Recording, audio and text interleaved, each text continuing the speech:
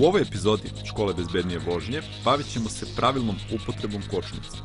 Da bi shvatili koliko je pravilna upotreba kočnica važna pri vožnji dvotočkaša, morate biti svesni da je nepravilno kočenje uzročnik preko 80% nesreća na motoru i to od malih bezazlenih pa do ozbiljnih i nažalost fatalnih.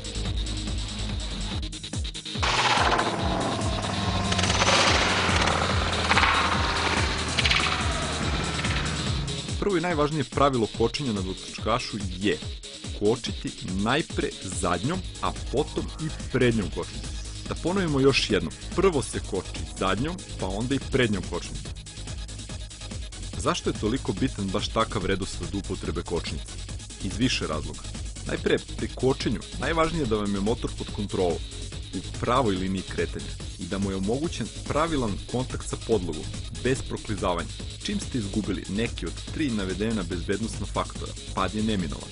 Zato je izuzetno bitna maksimalna koncentracija pri vožnji dvotočkaša, jer se za razliku od upravljanja četvorotočkašem, ovde svaka greška plaća često veoma skupo.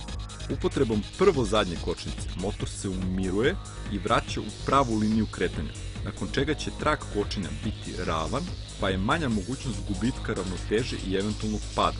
Takođe, umirivanjem motora upotrebom zadnje kočnice, prvo od manje pa do intenzivnije sile kočenja u kratkom roku, postavljate ga u bezbedniji položaj pred upotrebu prednje, jače kočnice i omogućavate maksimum prijanjanja na kolovoz.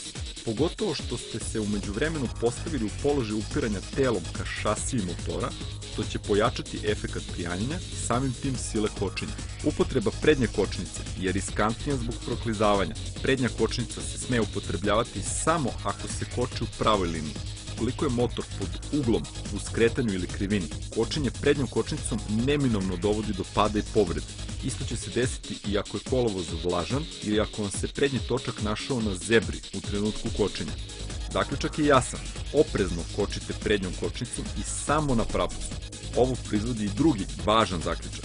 Zadnja kočnica mora da bude ispravna i dobro uštelovana. Do sada smo samo naglašavali kočenje na pravcu. Zašto je to tako? Zato što u krivinama nema kočenja.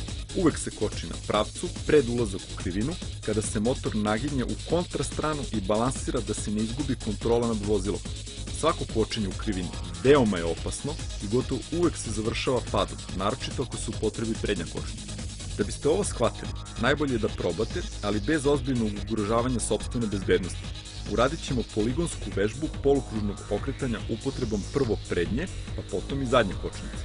Kočenje prednjom kočnicom urušava motor u stranu, što nam instruktor može jasno demonstrirati čak i pri prostom guranju motora. Nasuprot ovome, kočenje zadnjom kočnicom samo usporava motor i ne pravi vozaču nikakav problem sa poremećajem ravnoteže vozila. A kako se koči po kiši, po vlažnom kolovozu? Pa sudeći po svemu što smo vam do sada objasnili u vezi kočenja, isključivo upotrebom zadnje kočnice. Svako kočenje prednjom kočnicom po kiši rezultovaće gubitkom kontrole nad vozilom i najčešće ozbiljnim padom i verovatnim povređivanjem. Sada se kratko pozabavimo paljenjem kočionih obloga. Nemojte naglo kočiti prednjom kočnicom, pa potom nastaviti da stiskate kočionu polugu. Nakon pojačanog kočenja, obloge se usijavaju od trenja i ukoliko se ostave pritisnute, dolazi do lepljenja za kočioni disk, što nije dobro ni za oblogu, ni za disk. Izbegnite ovo upotrebom nogu ili kočnice kojom ste slabije kočili. I za kraj, da vam damo još jedan savet da izbegnete nepotrebne troškove zamene kočionog diska. Nemojte naglo kočiti pred ulazak u veliku baru. Doći će do pregrevanja, pa naglog hlađenja samo ventilirajućeg kočionog diska, nakon čega nastupa krivljenje i potom veoma opasno vibriranje točka pri svakoj sledećoj upotrebi kočenja.